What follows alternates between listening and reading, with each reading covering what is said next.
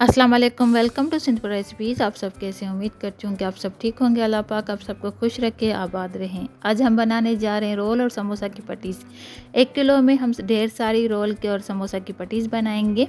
आप इनको 1 मंथ तक स्टोर भी कर सकते हैं। रोल और समोसा की पटीज़ बनाने के लिए हमें किन किन चीज़ों की ज़रूरत पड़ेगी, तो चलिए आज की रेसिपी स्टार्ट करते हैं हम। बिस्मिल्लाहिर्रहमानिर्रहीम। सबसे पहले हमने एक खुला बर्तन लिया जिसमें मैदा शामिल करेंगे 2.5 बाउल, यानी कि 1.5 किलो के बराबर हमने मैदा लिया है। हम ज़्यादा मिकदार में समोसा की पटीज़ बना रहे हैं तो हमने 1.5 किलो मैदा लिया है। आप कितनी क्वांटिटी में बनाना चाहते हैं उस हिसाब से आपने मैदा लेना है। 1 स्पून नमक शामिल करेंगे। नमक आटे में अच्छी तरह से मिक्स करेंगे। थोड़ा थोड़ा पानी शामिल करके आटे को गूंद लेंगे। नॉर्मल ही पानी इस्तेमाल करेंगे, जिस तरह से आमतौर पे हम रोटी के लिए आटा गूंदते हैं सेम वैसे ही ये आटा हम गूंदेंगे।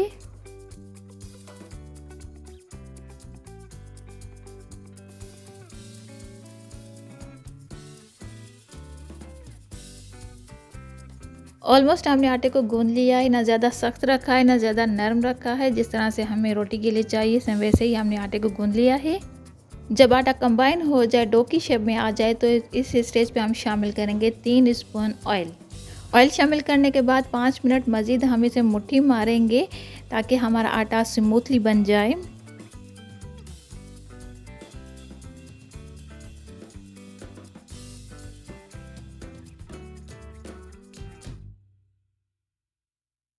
पाँच मिनट मज़ीद इस आटे को गूंदने के बाद आप देख सकते हैं कि आटा हाथों पे चिपकना छोड़ दिया है और बहुत स्मूथली बन गया है।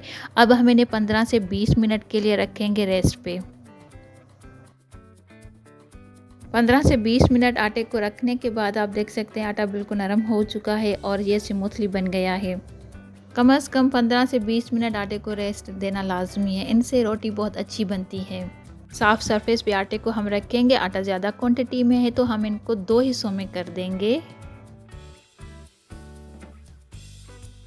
आटे के एक हिस्से को हम एक साइड पे रख देंगे। अब हम इनको थोड़ा सा रोल शेप में करेंगे। ऐसा करने से सारे पेड़े हमारे इक्वल साइज़ के बनेंगे। आप चाहें तो इनके छोटे छोटे पेड़े बनाना स्टार्ट कर सकते हैं। अब मैं इनके 3 हिस्से करूँगी। एक बड़ा पेड़ा बनाएंगे। इस तरह से हमने सारे पेड़े बनाने हैं। अब इस पेड़े को मैं रोल शेप में करूँगी। ऐसे में हमारे सारे पेड़े जो है ना इक्वल साइज़ के बनेंगे। अब हम इसकी कटिंग करेंगे। 2-2 इंचज़ की साइज़ में रखकर हमें इसकी कटिंग करेंगे। इस तरह से एक बड़े पेड़े से हमारे 7-7 पेड़े बनेंगे और इसे डबल करते जाएंगे तो 14-14 से हमारे 21 बनेंगे सिर्फ 3 पेड़ों में से। इस तरह से हम डबल करते जाएं तो हमारे बहुत सारी समोसा और रोल की पटीज़ बन के तैयार हो जाएंगी 1 किलो में। अब इस तरह से छोटे छोटे पेड़े बनाकर हम तैयार करेंगे। सारे 8 पेड़े हमने बना लिए हैं, बाकी के पेड़े हम बाद में बनाएंगे। अब हम इनको बेलेंगे। सरफेस पे हल्का सा मैदा छिड़क देंगे। बेलन की मदद से हमें बेल देंगे। जो हमें छोटी छोटी रोटियां बेलनी है। 10 से 12 इंच की एक एक रोटी को हम बेलेंगे। जितने भी हमने पेड़े बनाए उन सब की छोटी छोटी रोटियां बेल देंगे।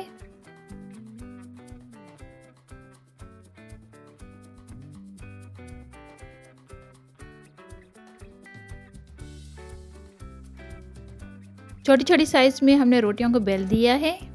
4 रोटियां ली हैं। आप 3 रोटियां भी ले सकती हैं और 6 रोटियां भी ले सकते हैं, जितना आप आराम से हैंडल कर सकती हैं। अब मैं इनके ऊपर थोड़ा थोड़ा ऑयल लगाऊंगी। 4 रोटियों के पेयर्स बहुत आसानी से हैंडल हो जाते हैं। आप कम भी कर सकती हैं, 3 की पेयर्स भी बना लें, लेकिन इससे ज़्यादा करेंगी तो बहुत मुश्किल हो जाता है इनको हैंडल करना। ऑयल पूरी रोटी पे फैला देंगे। आप ब्रश की मदद से भी ऑयल लगा सकते हैं। ऑयल लगाने के बाद हम इनके ऊपर मैदा छिड़क देंगे।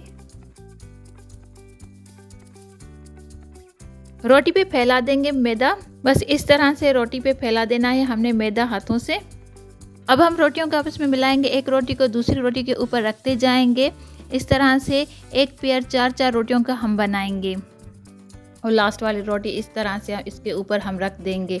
4 रोटियों का एक पेयर हमारा बन गया है। 4 और रोटियां ली हैं। इस तरह से मैं सारे पेयर्स जो है ना 4-4 रोटियों के बनाऊंगी।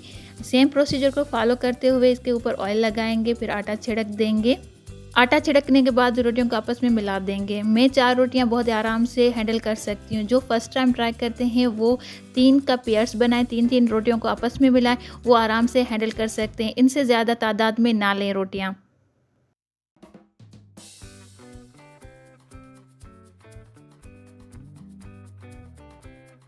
ये 4 पेयर्स हमने तैयार कर लिए हैं, 4-4 रोटियों को आपस में मिला लिए हैं। ये देख सकते हैं कि इस तरह से आपने 4-4 रोटियों को आपस में मिला देने हैं। ये 4 सेट हमारे तैयार हो गए हैं। अब हम इनको बेलेंगे।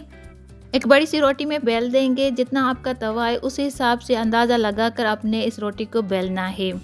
और दूसरा ये कि हमने 4 रोटियां आपस में मिलाई हैं, उस हिसाब से हमने इनको बेलना है। ना ज़्यादा लंबी हो ना ज़्यादा छोटी, हमने रोटी को बेलना है। जितना हम हैंडल कर सकते हैं, इसको संभाल सकते हैं, उतना हमने इस रोटी को बेलना है।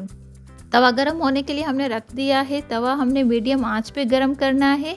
एक बड़ी साइज़ में रोटी को हमने बेल दिया है। अब हम इनको तवे पे डाल देंगे। गरम तवे पे रोटी को डाल देंगे। इस रोटी को हम बिल्कुल पकाना नहीं, हल्का सा सेकना है।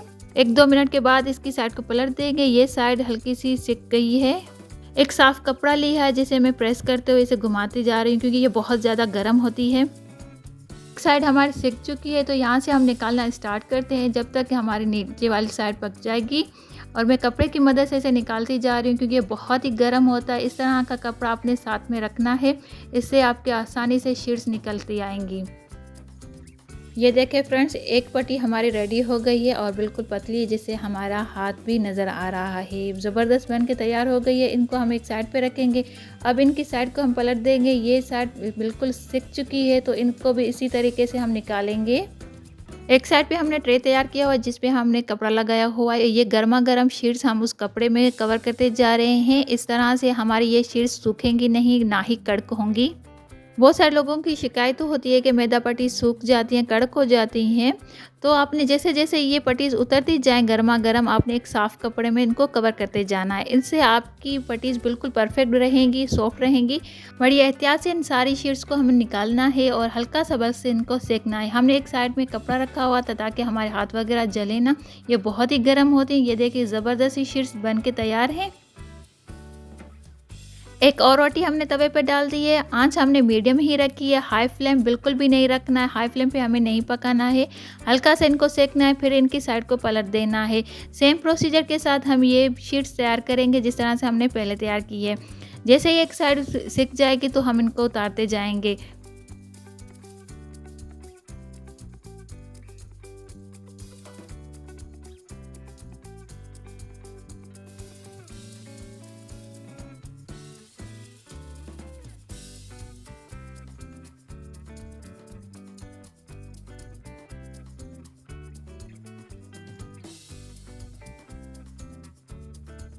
अल्हम्दुलिल्लाह हमारी सारी मैदा पट्टीज़ तैयार हो गई हैं। जैसे जैसे हमारे गर्मा गर्म उतरती गई मैदा पट्टीज़, हमने इनको साफ़ कपड़े में कवर करते गए। बहुत ही ज़बरदस्त मैदा पट्टीज़ हमारी तैयार हैं। ये देख सकते हैं हमारी मैदा पट्टीज़ ना कहीं से सूखी हुई है, ना ही कहीं से टूटी हुई है। कितनी ज़बरदस्त से शीट्स हमारी तैयार हुई हैं, पतली सी। इन पट्टीज़ पे आप रोल बना सकते हैं, कटिंग करने की ज़रूरत नहीं है। आप चाहें तो यहाँ पर मैं स्केल की मदद से कटिंग कर रही हूँ स्क्वायर शेप में।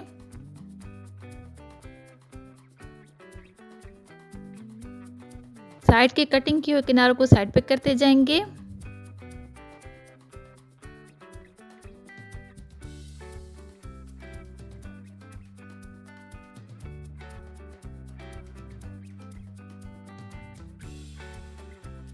इनकी साइड्स की कटिंग की हुई को वेस्ट नहीं करना है। आप इनसे मिनी समोसा तैयार कर सकते हैं और आप इनकी पापड़ी भी बना सकते हैं।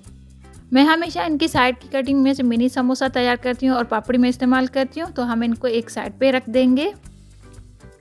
रोल पट्टीज हमारी तैयार हो गई हैं, बिल्कुल परफेक्ट बनी है। इनको हम एक साइड पे रख देंगे। एक और सेट हमने लिया है मैदा पट्टीज का। समोसा पट्टीज की कटिंग करेंगे। स्केल की मदद से हम कटिंग करेंगे। स्केल को सेंटर पे रखना है पट्टीज के और इसकी कटिंग कर देनी है इस तरह से।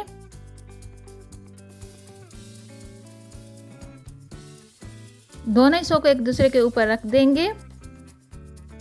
5 इंच की साइज पे स्केल को रखकर कटिंग करेंगे।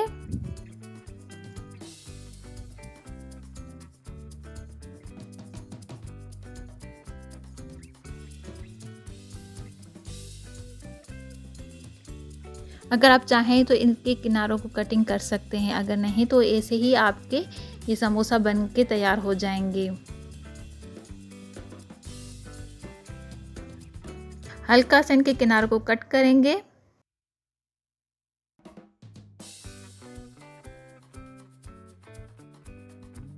कटिंग किए हुए ये किनारे हम वेस्ट नहीं करेंगे, इनको पापड़ी में इस्तेमाल कर लेंगे।